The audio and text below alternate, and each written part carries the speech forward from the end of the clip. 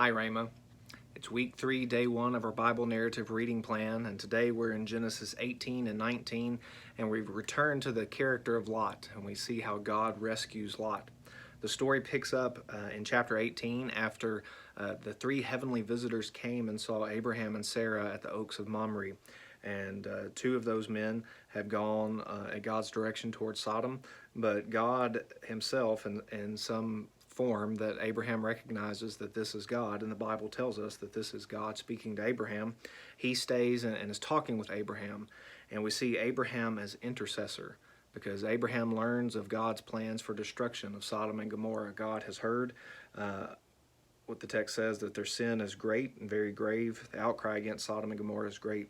Their sin is very grave. Not that God didn't know that, but God is making it very clear here in the text that the time has come for punishment and judgment. And so Abraham acts as intercessor, and he speaks with God and says, God, what if there are this number of people who are righteous? Will you spare the city? And what if this number, would you spare the city? And the number gets all the way down to 10.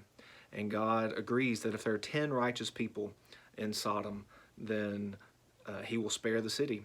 And yet we see later in the text that only 3 people are rescued, Lot and his 2 daughters. But we see here Abraham acting as intercessor. And this points us forward to the work of Christ on our behalf.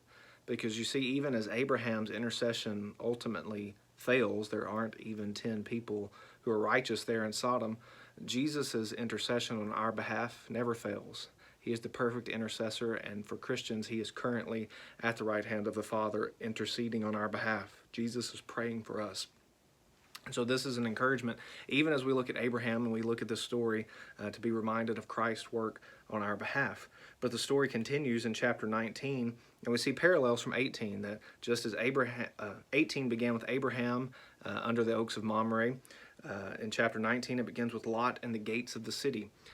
Under the oak trees and under at the gate of the city, these are both kind of cultural references to kind of the center of activity. And just as Abraham welcomed his heavenly visitors and he showed hospitality, so does Lot. Lot offers hospitality to these visitors, and he says, look, it's evening. Please come stay at my house. Don't sleep out here just out in the open. Let me show you hospitality.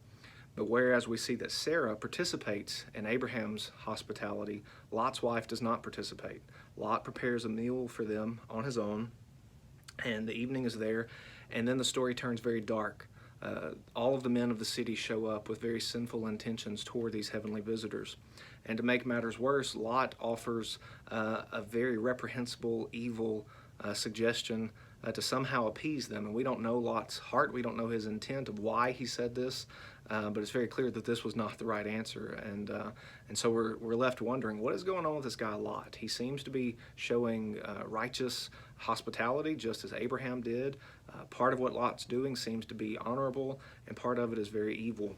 And so we're confused at this point about Lot. And so Lot is acting as intercessor on behalf of these guests, and he's talking to the men of the city. But then it gets to the point that Lot needs rescuing himself, and so the angels pull him back inside, and they blind the men of the city in such a way that no harm comes to anyone that evening. But Lot is still having a bit of a hard time understanding the seriousness of the situation, and so the angels essentially have to tell them, look, it's time to go. We're gonna push you out. When Lot goes to his sons-in-law, who are betrothed to his daughters, but they've not yet consummated their marriage, they don't believe him. And so again, this causes us to raise questions about Lot. How is it that he has 2 sons-in-laws betrothed to his daughters who either have so little respect for God or have so little respect for Lot that they don't believe him, or both? And so we're left still wondering about this man Lot. Verse 15 of Genesis 19, as morning dawned, the angels urged Lot, up, take your wife and your 2 daughters who are here, lest you be swept away in the punishment of the city. But he lingered. And so the men seized him and his wife and his daughters by the hand, the Lord being merciful to him. And that's the key theme of this story, is that God is showing his mercy. And so the angels send Lot and his wife and his 2 daughters out. They're supposed to go to the hills, and Lot asks, can we just go to a small city further away? And again, God in his mercy says yes. But Lot and his wife and daughters, as they're traveling, they're told to not look back, to flee for their lives and to not look back. But as you know, Lot's wife does look back. And her lack of faith results in the end of her life. Right then, she turns to a pillar of salt. And so Lot and his two daughters escape, and Sodom and Gomorrah is destroyed. This is a parallel to what we saw in Genesis 6, 7, 8, and 9 with the flood narrative. Again, we see the great wickedness of humanity upon the earth, and we see God's judgment, but we see God's mercy. And we see that, again, this is always pointing to the fact that God will ultimately judge all sin. These are foreshadowings, these are pointings to what will happen one day when God will return and he will make all things right. He will set all things in order and sin will be punished.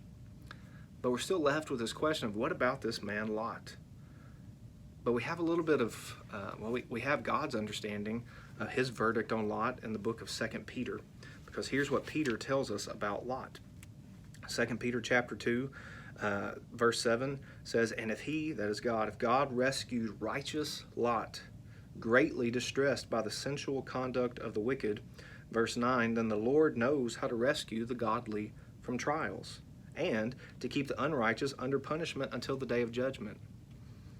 God knows how to rescue the righteous. He knows how to judge the wicked. But there's a parenthetical in 2 Peter 2, verse 8 that says, "For as that righteous man lived among them day after day, lived among the wicked, he was tormenting his righteous soul over the lawless deeds that he saw and heard."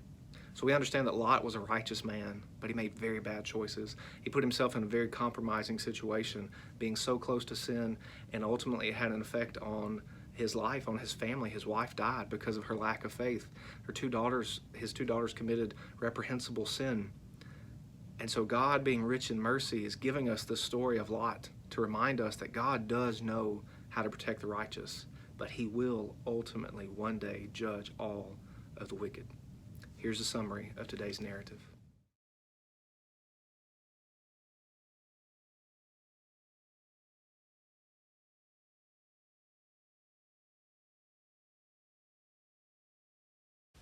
For more information, go to tunemyheart.org.